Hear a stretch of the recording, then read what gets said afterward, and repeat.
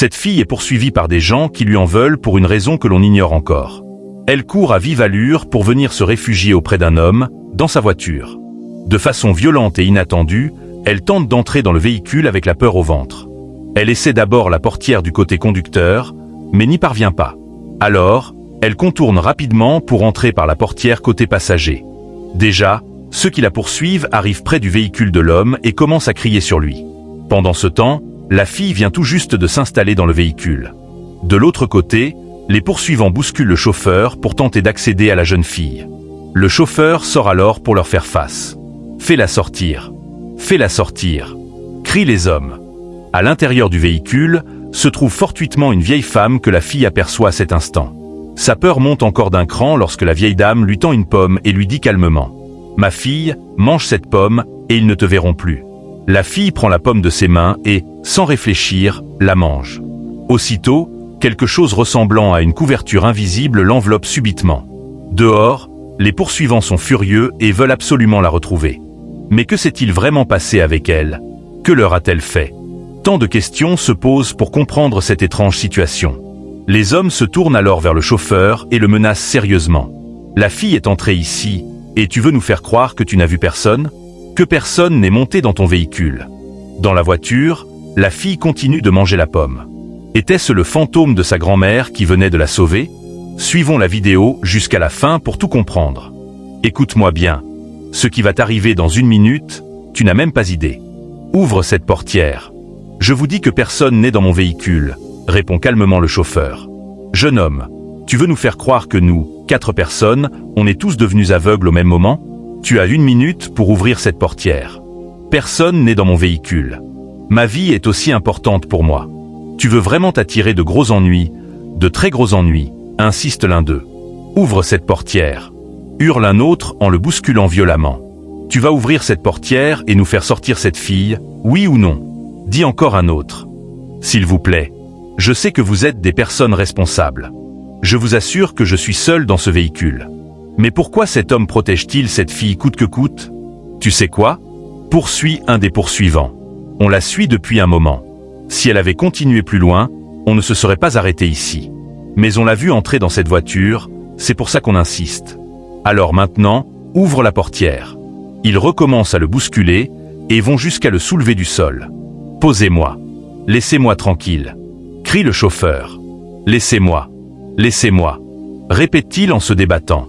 Ils finissent par le déplacer, l'éloignant de la portière du véhicule pour tenter de faire sortir la fille. Ils ouvrent alors violemment la portière. Mais, à leur grande surprise, la fille n'est plus là. A-t-elle disparu? Où est-elle passée? Ils ouvrent ensuite la portière arrière. Rien. Le coffre? Toujours rien. La fille semble s'être volatilisée. Laissez-moi. Crie encore le chauffeur. Laissez-moi tranquille. Certains, sous le choc, courent vérifier eux-mêmes, mais tout est pareil. Aucune trace de la jeune fille. Finalement, ils relâchent le chauffeur et commencent à se demander. Est-ce bien nous qui la poursuivions tout à l'heure, et l'avons vue entrer ici? Ils n'ont plus aucune explication à cette histoire. Je vais appeler la police. C'est la police qui va venir vous embarquer tous. Déclare le chauffeur. On l'a vue, c'est sûr. Mais on ne sait plus du tout où elle est passée. Soupire l'un d'eux. Confusion totale parmi les poursuivants. Finalement, ils se consultent entre eux, puis décident de quitter les lieux. Mais comment expliquer ce qui vient de se passer? Le chauffeur lui-même n'en revient pas. Il se pose 1000 questions. Il ouvre alors la portière, et là, grande surprise, la fille est de nouveau dans le véhicule. Il est choqué. Mais, qu'est-ce qui se passe ici? C'est de la magie ou quoi? C'est une illusion? C'est quoi cette histoire? Jeune fille. Qui es-tu? Demande-t-il. Sors. Sors tout de suite. Ordonne-t-il. Il fait le tour du véhicule pour l'interroger. Où étais-tu tout à l'heure quand ces hommes étaient là?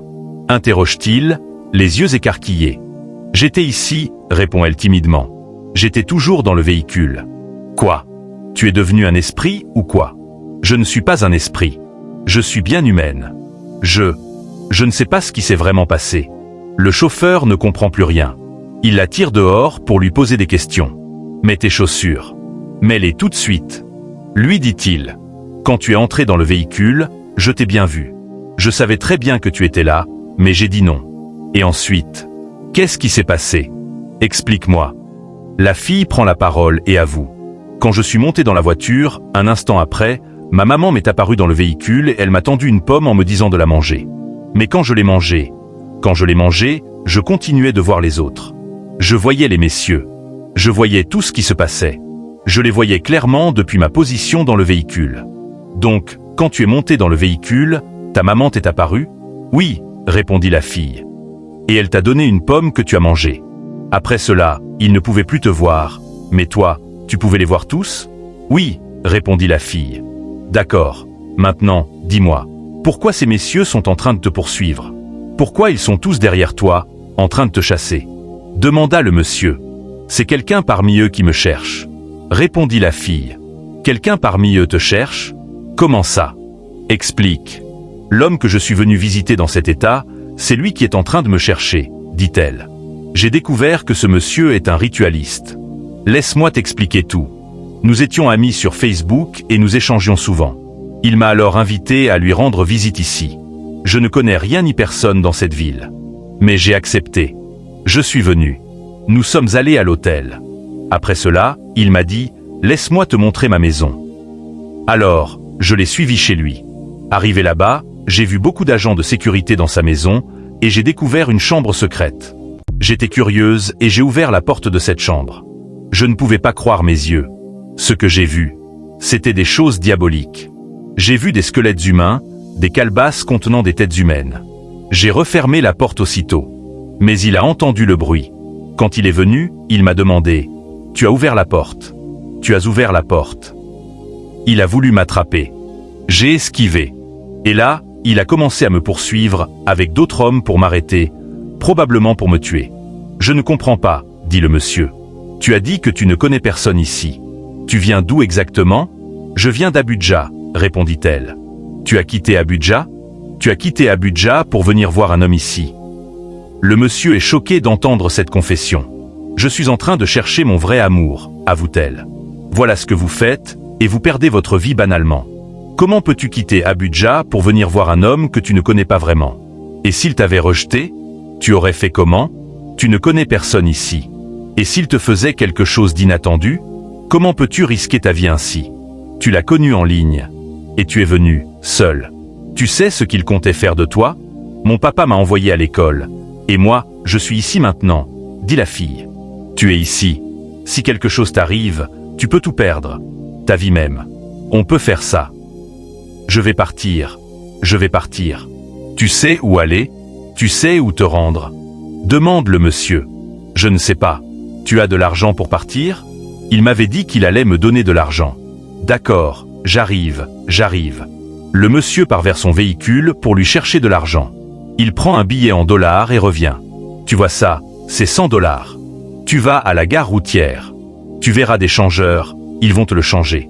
Ensuite, tu verras ceux qui conduisent les tricycles, kéké. Tu leur demandes de t'emmener à Abuja. Merci beaucoup, monsieur, dit la fille. Merci de m'avoir sauvé la vie. Dieu a fait que je sois ici aujourd'hui, sinon tu allais perdre ta vie. Que Dieu te bénisse. Qu'il te bénisse également. Quel est ton prénom? Mon prénom, c'est Julia. Donne-moi ton numéro, je vais t'appeler pour m'assurer que tu es bien rentré chez toi. Elle lui donne alors son numéro, et ils se séparent. Regardez ce que les gens font, et ils perdent leur vie facilement.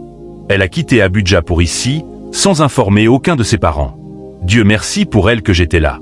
Sinon, elle aurait perdu la vie, en suivant celui qui l'avait invité. Le monsieur reprend sa voiture et repart. De l'autre côté, la fille continue son chemin vers la gare pour chercher un taxi qui la ramènerait à la maison. Sur la route, elle croise encore le fantôme de sa mère, qui l'attendait au bord de la voie. Elle l'arrête. « Oujuan » dit-elle. « Maman » répondit la fille en s'arrêtant. « Oujuan, méfie-toi. Je vois tout ce que tu fais, et sache que je suis toujours avec toi. » La fille devient tremblante. « Maman, pourquoi tu m'as laissée seule? »« Pourquoi ?» demande-t-elle en pleurant. « Maman, je t'aime. Je t'aime aussi, Oujuan. Sache que je suis toujours à tes côtés. Méfie-toi, Oujuan, méfie-toi. » Et elle disparaît après ces mots. La fille sursaute. Elle se met à pleurer sa maman qui n'est plus. Mais elle reprend courage pour continuer sa route. Cette histoire est vraiment touchante pour quiconque regarde cette vidéo. N'oubliez pas de vous abonner, de liker et de laisser votre avis en commentaire afin de ne pas rater nos prochaines publications. Chérie, je suis ici. Lance la fille à haute voix vers son copain qui est au téléphone avec elle, de l'autre côté de la rue. Oh, où es-tu? Où es-tu? Demande-t-il, tout en dépassant sa propre copine sans la reconnaître. Son ami descend du véhicule et lui-même se retourne pour observer la jeune fille qui continue à lui faire signe. Regarde-moi non. C'est moi, insiste-t-elle. Son copain éclate alors de rire, un rire moqueur, et s'adosse à leur véhicule. Elle lui tend la main pour qu'il l'aide, mais il refuse. T'aider? Aider qui? Répond-il sèchement. C'est moi. Me voici, ici. Répète la jeune fille. Supprime ça en même temps. Ce n'est pas toi. Dit-il brutalement. Oh, qu'est-ce que tu as? Demande alors son frère, inquiet. Donc c'est une handicapée motrice. Une estropiée? Ajoute-t-il avec mépris. Ne traite pas ma sœur de cette façon. Réagit sa grande sœur. C'est ma sœur. Ta sœur? Si c'est ta sœur, alors vous êtes pareil, lance-t-il froidement. Arrête ça. Qu'est-ce que tu as? Reprend son frère, visiblement choqué. Son ami est obligé de l'emmener à l'écart. C'est quoi ton problème? Cette fille est ma copine. Mais chaque fois que je lui demande une photo complète d'elle, elle ne m'envoie rien. Et maintenant, je lui ai demandé de venir me voir. Et voilà ce que je découvre. Calme-toi. Je m'en fous d'elle. Je n'en veux plus. Pourquoi tu parles comme ça? Ne parle plus ainsi de ma sœur. S'énerve sa grande sœur. N'est-ce pas lui que tu as dit qu'il t'aimait? Demande la grande sœur à sa cadette. Oui, répond-elle timidement. Et il parle comme ça ici, devant nous? Je ne veux pas d'une femme en fauteuil roulant. Hein? Qu'est-ce que tu dis là? C'est quoi ton problème? Quel problème? Quel problème? Je n'aime pas ce que tu dis là sur ma sœur. Insiste la grande sœur. Cette fille est une menteuse. Une mauvaise femme. Elle m'a dit que son père est riche, non? Et comment la fille d'un homme riche peut-elle rester en fauteuil roulant comme ça? Donc une personne riche ne peut pas être en fauteuil roulant? Comment ça? Son père aurait dû la faire voyager pour un traitement depuis longtemps. Mais qu'est-ce que tu racontes là? C'est quoi ton problème? Écoute-moi bien. C'est mon choix. Et je t'ai demandé de m'accompagner. Mais ce que je vois ici, c'est une déception. Je suis déçu d'elle. Comment peux-tu dire des choses pareilles d'une fille aussi belle? Calme-toi, je dis, calme-toi, lui dit son ami. Chérie, tente de dire la jeune fille. Si je t'entends encore dire chérie, tu verras. Tu vas voir. C'est quoi ton problème? Demande son ami. Elle va encore oser dire ça. S'indigne la grande sœur. Si tu continues comme ça, je vais te frapper. Je vais te faire ce que tu ne veux pas. Tu vas voir. S'énerve son ami. Je t'ai dit de m'accompagner voir ma supposée copine, et tu viens ici. Visiblement, le monsieur n'a aucun comportement responsable dans ce challenge. Écoute-moi bien. Avant qu'on ne vienne ici, c'est moi qui t'ai parlé pour que tu m'amènes avec ta voiture. Je ne sais pas ce que tu prévois dans ton cœur. Je ne sais pas ce que tu comptes faire après, mais je te dis que si tu fais ça, j'irai emprunter cette même voiture et revenir ici devant toi. Tu vois ce que j'ai porté? Tu vois mon collier? J'irai emprunter ça et revenir ici avec une fille de haute classe, pas cette serpillière, dit-elle en parlant de la jeune fille. Elle n'est pas une serpillière. Réagit vivement sa grande sœur. C'est une serpillière. Regarde-toi un peu, dit son ami. Comment peux-tu dire que tu vas emprunter une voiture qui a la même couleur que tes vêtements juste pour impressionner? Tout le plan est tombé à l'eau. Je m'attendais à voir une fille riche, pas celle que j'ai vue ici. Tu sais quoi? Une richesse attire une autre, c'est connu. Tu es riche toi? Demande son ami, moqueur. Une richesse attire une autre, j'ai dit. Prends cette femme ordure et éloigne-la de moi. Son ami commence à crier. Il s'approche dangereusement d'elle, prêt à l'agresser si elle ne s'éloigne pas. C'est à ce moment précis que la fille se lève du fauteuil roulant. Une surprise générale l'envahit. Elle se tient debout, sereine, un sourire simple mais lourd de sens sur le visage. Prêteur de voiture. Se moque la grande sœur. Il a dit qu'il allait emprunter une voiture neuve et venir me montrer une fille de haute classe. Renchérit-elle. Chérie, tente de reprendre le garçon. La jeune fille veut le gifler. Si tu me touches, si ta main touche mon habit, tu verras. Qui est ta chérie? Bonsoir monsieur, dit-elle poliment à l'ami du garçon. Donc tu es normal? Demande son ami, étonné. Je vais bien. Je n'ai aucun problème, répond-elle calmement. Ma sœur n'a aucun souci. Elle se porte très bien, confirme la grande sœur. Tu sais quoi? Je suis désolé. Je veux que tu me pardonnes, supplie son copain. Tu veux voir le maquis de mon père? C'est ce que tu as devant toi là. C'est ça le maquis de mon père. Cette maison? Demande son ami. Oui, cette maison juste ici. Nous avons contourné exprès pour vous retrouver ici, à vous les filles. Je t'aime. Tais-toi et laisse-moi parler. C'est quoi ton problème? Conclue les filles. Tu parles, tu dis, et comment ton père est riche et tu es comme ça? Et quel homme va te marier? Je ne t'ai jamais envoyé de photos complètes, etc. Tu fais que bavarder seulement. C'est ma grande sœur qui m'a dit de prendre le fauteuil roulant de notre grand-mère pour te tester, pour voir, et tu es tombé dedans les 2 pieds joints. J'ai vu les souhaits que tu as fait pour moi, dit la fille. Je suis vraiment désolé. Je t'aime. La fille manque de le gifler. Si tu ouvres encore ta bouche, si tu ouvres ta bouche pour me dire que tu m'aimes, tu vas voir. Regarde-toi. Regarde le genre de mec que tu es. Toi, tu es un bon à rien. Je t'ai proposé de recharger ton téléphone, tu ne l'as pas fait. Et tu viens m'accuser de ne pas t'envoyer de vidéo complète? Je voulais voir s'il y avait de l'humanité en toi, c'est pour ça qu'on a fait ça. Maintenant je t'aime, dit le monsieur. Je suis désolé, dit-il en se mettant à genoux.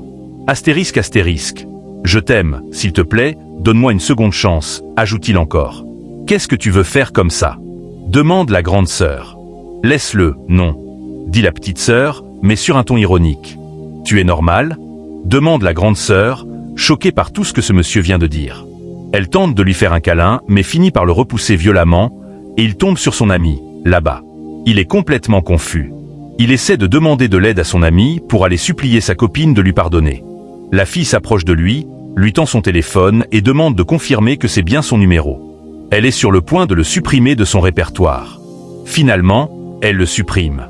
Le monsieur crie à son ami de venir supplier sa copine avec lui. S'il te plaît, pardonne-le, dit l'ami à la copine. Il n'était pas comme ça. Tu es seule? Demande la fille. Tu es seule, oui ou non? Renchérit sa grande sœur. Oui, je suis seule. Puis-je avoir ton numéro? Si tu lui donnes ton numéro. Menace son ami. Peux-tu me donner ton numéro? Redemande la fille. Il n'a même pas de voiture. C'est voiture qu'il s'en va emprunter. Se moquent les filles. Var, dit le monsieur. J'arrive, répond l'autre. Il n'est pas comme ça. Je vous dis qu'il n'est pas comme ça. Il tente de calmer les filles malgré lui. Ce monsieur a gâché une belle relation à cause de son manque de patience. Finalement, les filles prennent le chemin de leur maison. La grande sœur tapote le monsieur pour se moquer de lui à cause de son histoire d'aller emprunter une voiture pour mettre femme dedans. Son ami, voyant que les filles s'en vont, s'empresse de donner son numéro. La maison de mon père est juste là devant. D'accord, répond le monsieur. Appelle-le, je veux voir. La fille l'appelle effectivement, et il voit bien que c'est son numéro. Et ce scénario s'est produit sous les yeux de l'autre, qui venait tout juste de perdre la fille à cause de son impatience. Au revoir, disent les filles en s'éloignant. Elles saluent le monsieur qui a pris leur numéro avant de partir. Valentin, crie le « loser » en se retournant vers son ami. Il le menace. Si je t'entends encore parler d'elle maintenant, et si jamais tu me trahis, tu ne monteras plus jamais dans mon véhicule. Il court pour essayer de monter dans le véhicule avec lui. Ouvre cette portière. Ouvre la portière, je vais monter. Valentin, répète-t-il sans succès. Utilise tes pieds pour partir. Utilise tes pieds, lui lance son ami en démarrant. Finalement, il a perdu sa copine et il a perdu son ami. Une double perte le même jour, à cause de son manque d'humanité. Morale de l'histoire. Soyez humains et serviables envers tous. N'oubliez pas de vous abonner et d'activer la cloche de notification pour ne rien rater de nos prochaines publications. Donnez votre avis dans les commentaires.